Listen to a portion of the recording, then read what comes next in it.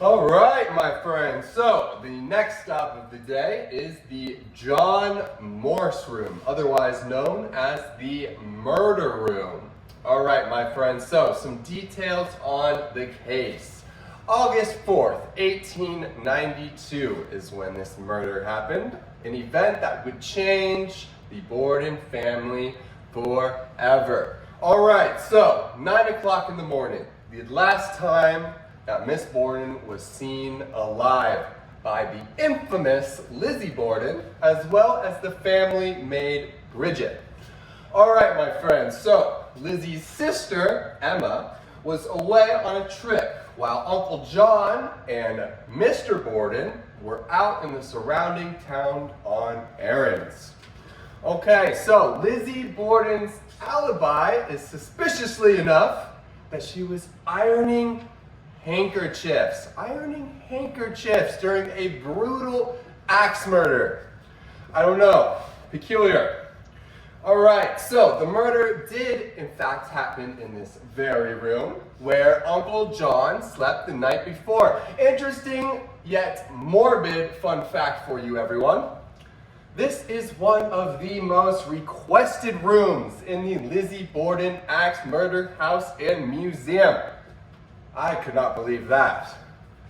All right, so some more details on the case. There was no struggle. Curious.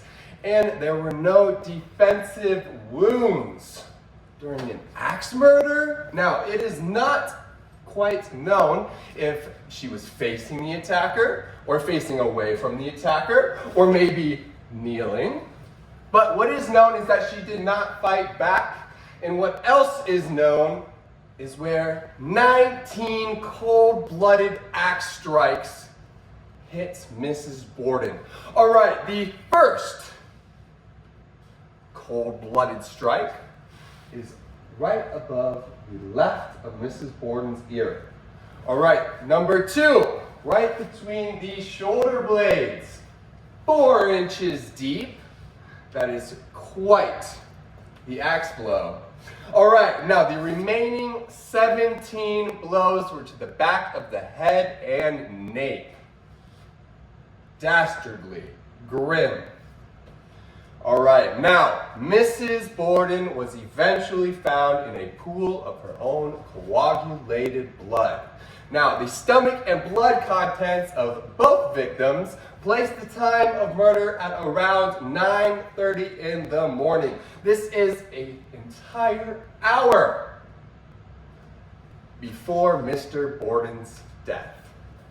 All right, now, if I could turn your attention to the photo, you will see the dining room in which the autopsy took place. You will see Mrs. Borden lying flat, a pool of blood surrounding her head, and if you look very carefully, you can even see the camera that took the photo. Interesting, very. All right, now, one more fun fact for you. This was the very first crime scene photographed in the United States. Morbid, but interesting. All right, my friends, so Lizzie Borden would be acquitted less than 1 year later. The dainty, innocent O.J. Simpson of her time. All right, thank you.